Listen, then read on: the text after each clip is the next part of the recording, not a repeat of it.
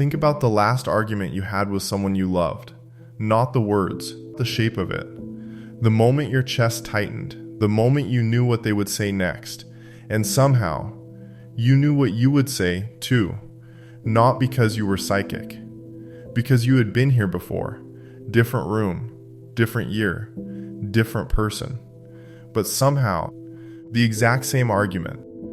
If you've ever felt that, you may have wondered, why do we keep repeating relationships we thought we had already outgrown? Carl Jung had a disturbing answer. He believed that when we fall in love without knowing ourselves, we can mistake our own unconscious projections for another person. In other words, sometimes we aren't meeting someone new. We're meeting something old. Imagine you are carrying a camera, not a metaphor yet, a real camera. Inside it is a roll of film, already loaded. You didn't put it there. You don't even remember when it was loaded. But it is there, and every relationship you enter gives that camera another chance to take pictures. You meet someone. You look at them. You think, I've never seen anyone like this before. Maybe you haven't, but the camera has. Because the film was loaded long before you met them. Jung wrote that a psychological relationship becomes possible only when we begin to recognize the unconscious forces shaping it. Until then, we mistake our projections for reality. And this is where things get uncomfortable. Some of the strongest things we feel about another person may not have started with them. They may have started much earlier, with the people who raised us, with what they gave us, and with what they couldn't give us.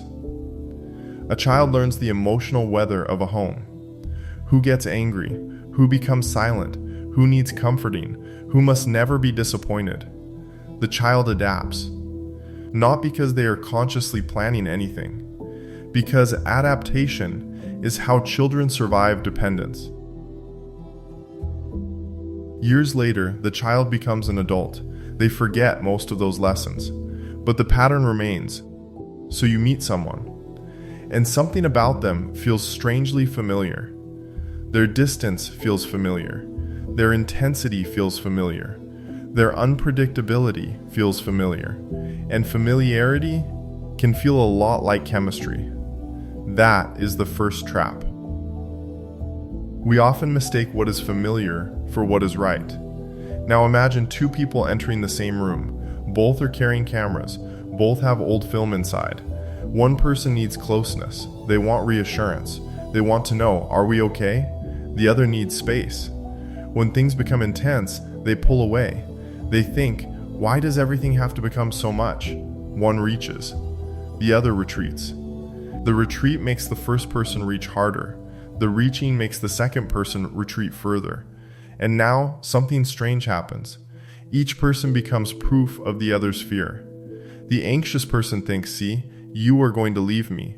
The avoidant person thinks, see, you are going to trap me. Neither needs to be cruel. Neither needs to be broken. They can genuinely love each other and still create a system that hurts both of them. Because each person is reacting not only to what is happening now, but to what their nervous system has learned to expect. The argument begins in the present. But the emotional charge belongs to the past. That is why some fights feel wildly larger than the thing being discussed. You're arguing about a text message. But emotionally, you're arguing about abandonment. You're arguing about rejection. You're arguing about being controlled. You're arguing about something that happened years before this person existed. So what exactly is on this old film? Sometimes it contains a version of you that never got developed. Maybe you learned to be responsible very early. You became dependable, strong, but you never learned how to need someone. So years later, you become intensely attracted to someone who seems completely self-contained. They don't need anyone. They don't explain themselves. And something inside you says, I need that. Perhaps you're looking at a quality in them that you never gave yourself permission to develop.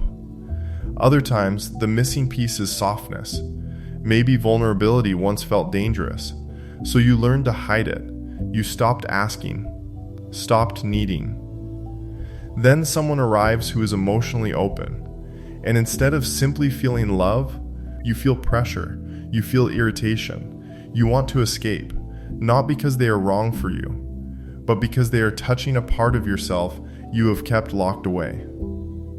And now we reach the most seductive part, the beginning, the rush, the electricity, the strange certainty this person is different. Because projection can make a mortal appear larger than life.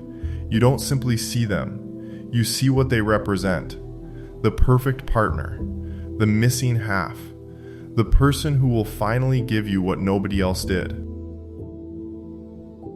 Robert A. Johnson described romantic love as taking on functions once associated with religion, meaning, wholeness, transcendence, even salvation.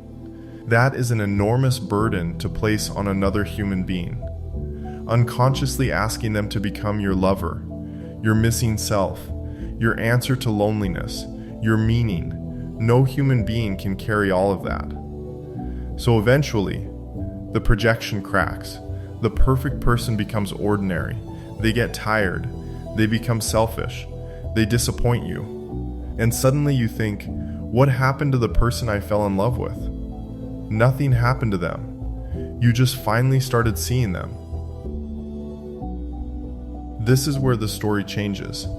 Because realizing that you project onto people is not the end of the problem. It creates a much harder question. What happens when you take the projection back? Imagine walking into a dark room. The lights are off. Your photographs are hanging in front of you. You take one down. At first, it seems obvious. This is who they are. Then you look closer, and you notice something strange. Part of the image belongs to them, part belongs to you. Their confidence may be real, but your longing for confidence is yours. Their mystery may be real, but the fantasy you've built around that mystery is yours. This is what psychological awareness actually does. It separates the film, them from you, their wounds from yours, their reality from your fantasy. You stop demanding they wear the projection you placed on them. Jung captured this perfectly. Only what is separated may be properly joined. Taking your projection back can feel like losing someone. The magic changes. They stop being the answer.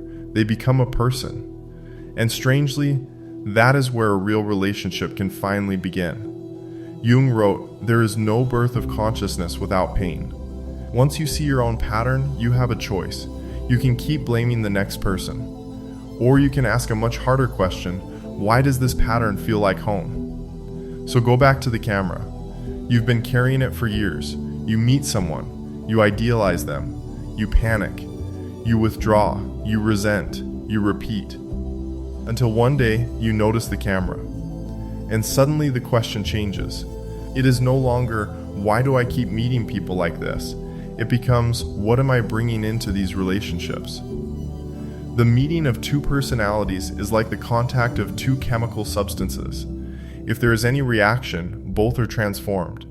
That may be the real promise of a relationship. Not that another person will complete you, but that meeting them might reveal something in you that you could never have seen alone. The old film may never disappear, but you can stop letting it choose the picture. The camera stays, but now you know what's inside it.